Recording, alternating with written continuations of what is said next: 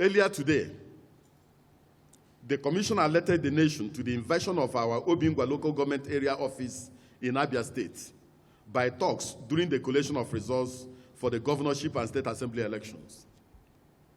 In contention was the collated result from the registration areas for the governorship election in that local government area. The intention was to force the collation of these contentious results. The behavior of these talks is unacceptable, and there will be a thorough review of the results. For difficult and unforeseen circumstances outside the Commission's control, we did our best to respond, especially where processes were disrupted by actors over whom we have little or no control.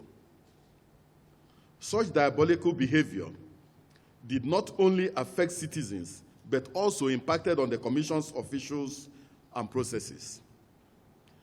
Inec staff, both regular and ad hoc, were victims of violence.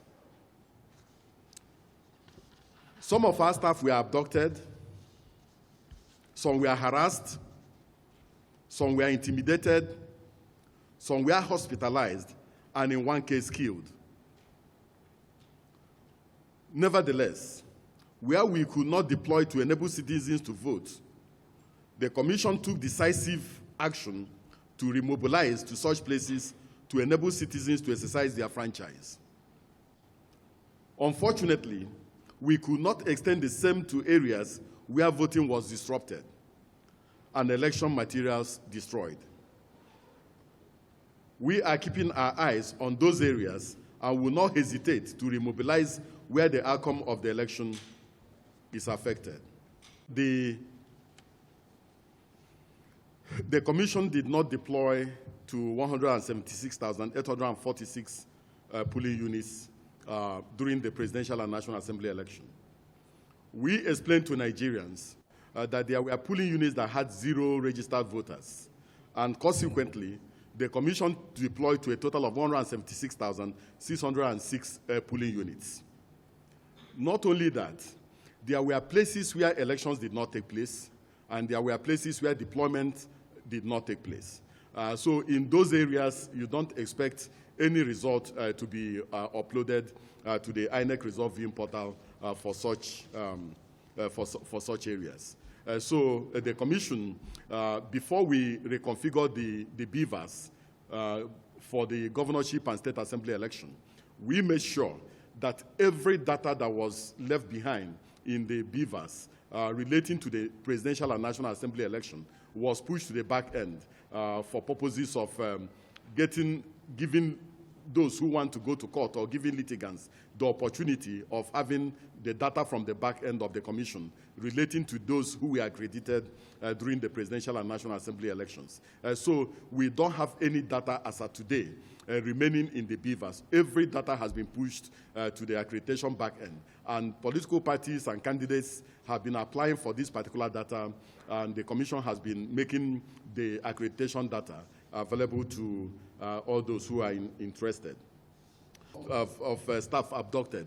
We are still collating figures relating to the staff of the Commission that have been abducted. But we know that in 2 or 3 states of the Federation, some staff of the Commission were abducted.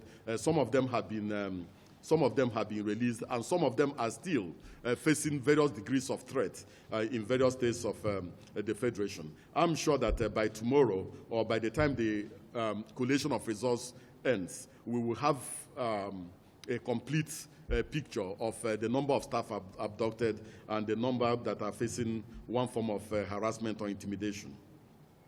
The last question on the issue of challenges with the uploading of a polling unit level result. With the governorship and state assembly election, you can see that there was improved performance of the Inec result viewing portal in terms of uploading of polling unit results in real time. You can also notice that there was improved performance by the provisions of the Constitution, by the provisions of the Electoral Act, and by our regulations and guidelines. There are various actions to be taken when certain things happen. For instance, Section 65 of the Electoral Act 2022 gives the Commission the power to review declarations and returns made if, in the Commission's view, those declarations were made under duress or those declarations were made in flagrant violation of the Electoral Act, in flagrant violation of the regulations and the guidelines of the Commission.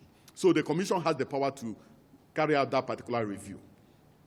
Secondly, the Commission can go back to go and conduct a supplementary election in a constituency if, for instance, out of the Commission did not, in the first place, mobilize to that particular location.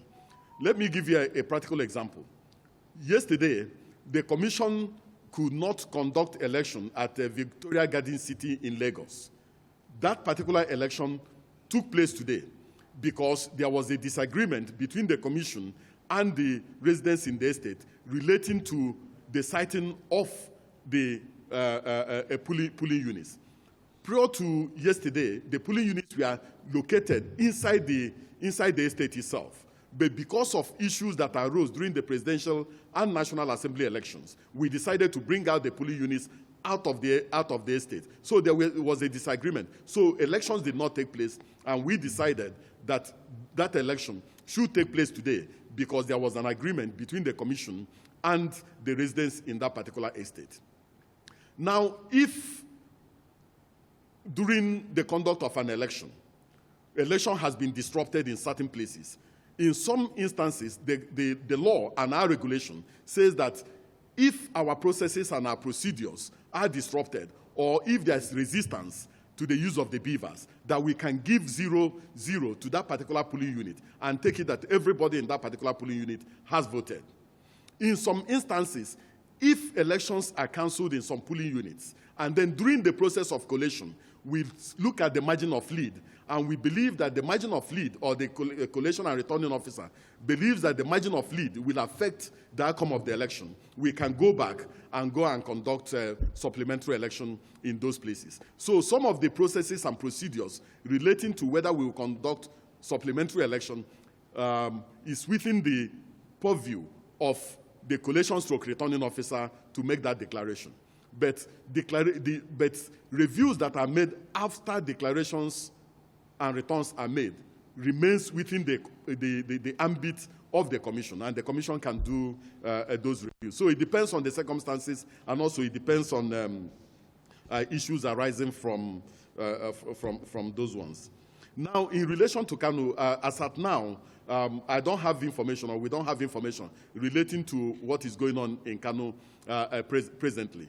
But there's a resident electoral commissioner that is supposed to be with the returning officer, and we also have our collation support staff that are also there. So if the returning officer believes that a supplementary election is indicated based on the margin of lead, the returning officer will make that call. If the returning officer also believes that a supplementary election is not indicated based on the processes and procedures of the Commission and based on our regulations and guidelines, the returning officer will make a declaration and a return. But if at the end of the day we find out as a Commission that those declarations or declarations and returns were made not in conformity with Section 65 of the Electoral Act, we have the right to review such declarations and do the right thing. So I thank you very much for coming, and I wish you well. Thank you. Thank you. Thank you.